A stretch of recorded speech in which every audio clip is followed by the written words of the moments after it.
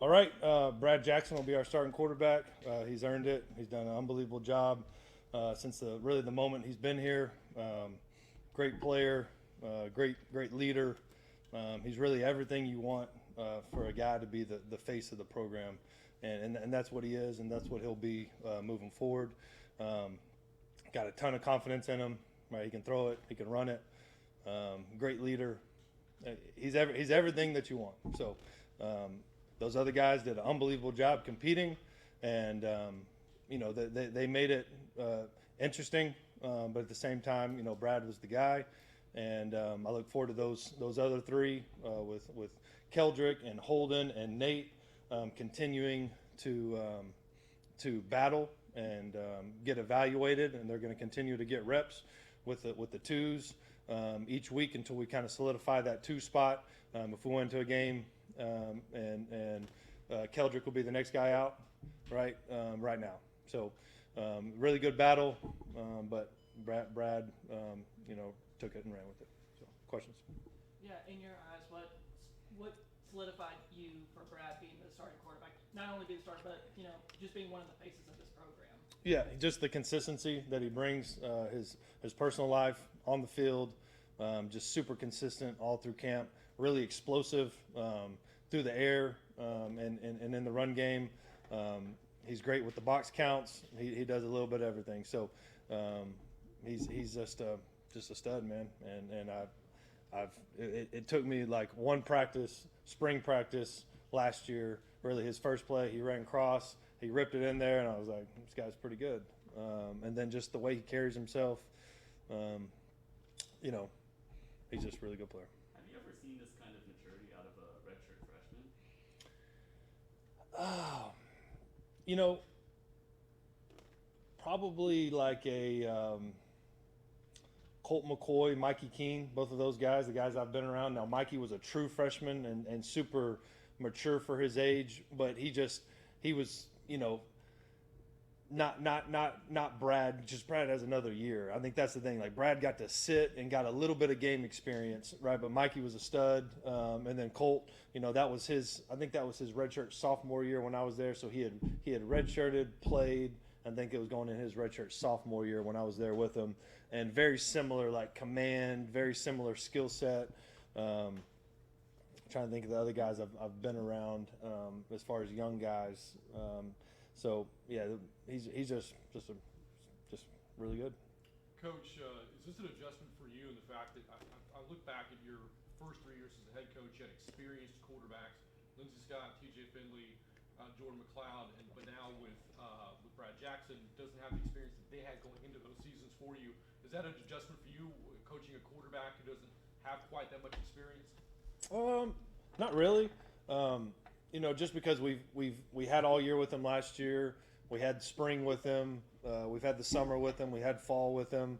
And I think he got a ton of reps, this fall camp, and so that helps. And then obviously you have some experienced guys around him, which I think helps with Bo and Chris and really Kai. Him and Kai are roommates, and so they got a good connection going on there. And then the running backs, for the most part, are pretty experienced. So that helps a young quarterback. I'm not saying the guy's going to come out and be perfect. What I'm saying, but he's got the ability to, and he's got the skill set. That we haven't had, really since I've been here. Lindsey Scott, probably the closest thing as far as that goes. But he's just really good, and he really elevates the other guys. I mean, I think that's probably the biggest step he's taken from the spring to now. Right, he's a vocal leader too. Like a lot of guys, when I was that age, I was just trying to figure it out, and I was always doing the right things, but I wasn't able to vocalize that, and I didn't have probably the confidence to bring the other guys up. But he's like super confident. When he spoke at the FCA dinner in the spring, I was really blown away. Like he's an unbelievable public speaker. He's got a lot of confidence, a lot of conviction, and his stance on things, and he's just got that it factor to him. Coach, you said something yesterday on the coach's call that kind of stuck with me a little bit, talking about rotating players in. Are we going to see a lot of multiple looks Saturday? We'll see what that looks like, but I would think so for sure. Especially obviously running back, some O line, D line, Yeah, pretty much every position. I would think we're going to play a lot of guys, early. Yeah, just looking at this Eastern Michigan team, just what are you going to be expecting from the Eagles come Saturday? Man, they're really well coached. I promise you, they got my full attention. This is a really really good team. Personnel wise, you don't know exactly what you're going to get. Very similar to us, probably, but you know what kind of teams coming in here. No matter who's the exact personnel, you know what kind of teams coming in here. They're going to be tough. They're going to be physical, right? They're going to have a great culture. It's going to be hard-nosed football for 4 quarters, and I think they're wired very similar to us. I think they are, and I think offensively, very similar mindsets. Defensively, very similar mindsets. We just do it a little bit different on each side of the ball and on special teams. I think they do a great job in special teams. Giving us a bunch of different looks. They're aggressive. We got to be ready for different, situational footballs on special teams, and so they really do a really really good job. I mean, you don't keep that job that long if you're not damn good, and he's damn good at what he does. They got my full attention, my full respect, and we're working like crazy to go out there and be able to execute and play at a high level. Yeah. Coach, I'm sure you've done a lot of evaluations through camp, but there's only so much you can do in practice. Are you going to be really taking Eastern Michigan into account in terms of like how the depth chart will like actually look, or is it pretty solid, pretty set? I think there's always room for guys to continue to compete. I think that's something we got to continue to do as a program with the portal and the depth that we have. Is we got to continue to get better each day and each week, and continue to make sure we have the right guys on the field. And but man, I thought we had a really really good Tuesday practice. Guys came out, they were flying around. Took it off of them the last couple of days besides the mock game. So that was good to have the good energy. Anytime you got class, we started class yesterday, and there's just different, right? And so I thought for the most part the energy was really good, but that we started maybe a little slow, but we finished really strong. So I thought it was a really good Tuesday, and we'll continue to evaluate all the way the whole season. Coach, last time last time Texas State played this team, you weren't here, but it was a pretty high scoring affair. You think we're going to see some more high flying offenses this week? It's hard for me to see. I don't even know what happened in 21, to be honest with you. So, I hope we score a lot of points, and I hope they don't. So, their quarterback situation. What's your assessment there? Is it Noah Kim, or what do you know what they're going to have behind? Yeah, I'm not sure. Obviously, he was in the Sun Belt, so we've seen a little bit of crossover film when he was at Coastal. Really good player, really really strong arm, good athlete. So I expect him to be the guy, but you never know. Game 1, they could. Who knows what they're going to pull out. How important are those second half adjustments going to be when y'all play up against Eastern Michigan, especially like kind of what we've been saying? For There's sure. really no preseason or like scrimmage tapes you have to go off of it. But how important are those second half adjustments going to be when y'all go into the second half? Yeah, it's going to be big, but I think now there's not a ton of excuses not to have series to series adjustments. You got the iPad on the sidelines, you got coaches in the booth, you got coaches on the sideline, right? These guys have been with us for a while now, so we got to make series to series adjustments and got to be able to do it fast. And I think when you have a system, when you have an identity, you can do that. I have like a love-hate relationship with iPads. I think it's good, but also like I feel like that's one of our superpowers. I've always talked about that, Kef. Like you never know exactly what you're going to get, especially offensively, each week, and be able to identify and come up with a plan of attack after the first series is always important. So now we get the iPad. So not that it makes it easy, but it's you like the game of it a little bit. Yeah, and just looking at that defense, what are you going to be expecting from the defense? Our defense or their defense? From the Eastern Michigan defense. Yeah, they're going to load the box, right? They're going to come challenge you in the box on the outside. They got really good players. They do have some experience over there, so it's going to be tough. It really is. So we got to come out here and be able to execute. That's the biggest thing. We got to be able to execute. They give you unique looks in the back end. They give you unique looks in the box. So we have to do a really good job of coming out here and be able to execute. Yeah, and then flipping over to the offense, it's not an air raid out. It's, Kinne's probably going to run the ball 50 times, but like, what's going to be the key to stopping them on offense?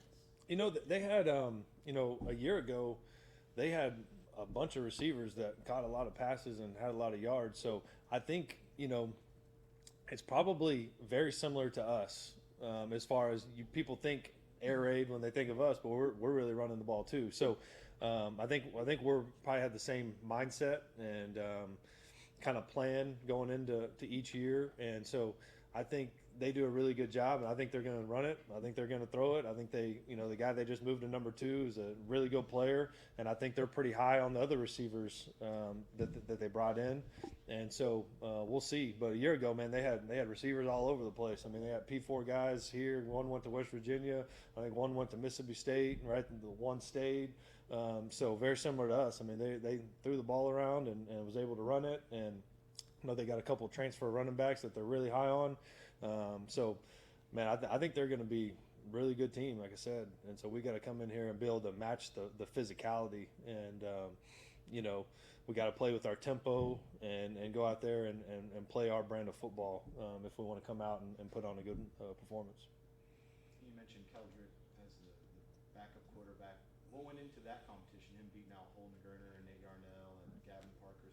What separated him from those guys? Yeah, I would say right now, I think that's a fluid situation.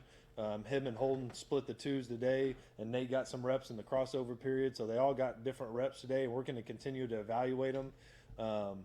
I think Keldrick, just his arm talent and ability to run the ball, his stature, he just does a lot of really good things, and I think it hurt him not being here in the spring. Just getting here in the summer and going probably hurt him a little bit. And I think Holden has all the talent in the world, and so he's a guy that I'm really excited to continue to develop and kind of see what that looks like, man, because he can really play. And then Nate's so smart. He's got the experience. Same thing. He arrived here with he was a little injured, and so it took him a little bit. But both of those guys, Nate and Holden, both can go out there and operate just like Brad. And then Keldrick is continuing to come along in that situation, but he can really run. He can really spin it. He's smart. He just the time the reps probably caught up to him as far as not being here in the spring. Operate because man, we put a lot on the quarterbacks. I think probably more than anywhere I've been. At different places, we put a ton on the quarterback. So it is a tough position to play here. How important is it for you to have a quarterback that can run the ball and pass at a really high level? And how does that stress the defense? Yeah, I mean, I would love to have a guy that can do both. Sometimes at this level you're not able to do that. You got to go, take the best one and figure out your offense around it. And we'll do the same thing, moving forward and this year. So we got guys that can throw it. We got guys that can run it. Really all 4 of those guys, Holden and Nate, are athletic enough to go out there and do that. Holden had multiple, rushing touchdowns in fall camp, and he can really run too. So I feel like we got a couple guys that really, I mean, that's what we're looking for. We're looking for a guy that can do both. You can pass it, and you can really hurt a defense with your legs too. So I'm excited to kind of see that moving forward. Coach, what's the it factor for you when it comes to quarterbacks? I think that the it factor, now there's a lot of things that go into playing the quarterback position, but I think that it factor is that character combined with that leadership and getting guys around you to really play their best ball and for those guys to believe in you. And so obviously when we recruit somebody on the film, we're looking for arm strength, we're looking for accuracy, we're looking how athletic is he, does he play basketball, does he play baseball, can he dunk, all those things, we're trying to measure that on the film, but then when we bring him in, it's all the other things, like how is he on the board, and sometimes it's not his fault, he just hasn't been taught yet. So, is he able to pick up on things quickly, is he a fast processor? I think that's something that gets guys a lot. They might have a great arm, they might be able to do this, do that, but if they can't process and be able to think quick, especially on our offense, it's tough for them because we play so fast and there's so much on their plate. So I think a combination of that is kind of what you're looking for, and I think as far as the total package, Brad brings that the close, like I said, him and Lindsey Scott are the best at the whole package that I've been around as far as when I've been a head coach. What kind of atmosphere you expect this weekend? Well, I think it'll be great. I think it'll be great. I think we'll have tons of students there. I think the fans will be there. I know the tailgate scene will be great. We just got to make sure we're bringing everybody inside and playing a solid brand of football. Offensive line, just depth and those 5 guys up front. Yeah, that's been really something that's been good. We've been able to rotate 3 groups. Now we went to 2 this week and separate some scouts and all that kind of good stuff. But man, I think there's some real position battles going on, and so I'm excited to continue to see those guys play on Saturday. And like we got big guys, we got athletic guys that know what they're doing. But you got to go out there and put it all together for 4 quarters, not. You go racks of 5, you have 4 good plays, and the 5th one, one guy's doing the wrong thing. We got to be able to continue to string along, play after play after quarter, and continue to get better. And so I think playing a couple of different guys in situations is going to help us as far as that goes too. About the center position, is it going to be Yeah. Talik Lockett? I know it's kind of been in and out for him at the right guard and Yeah. still moving around in there. Yeah, Brock's going to start off at the center position. He's had a really good fall camp. Him and Talik are still battling, and Ezra is still battling. But Brock will be the first one out there on Saturday.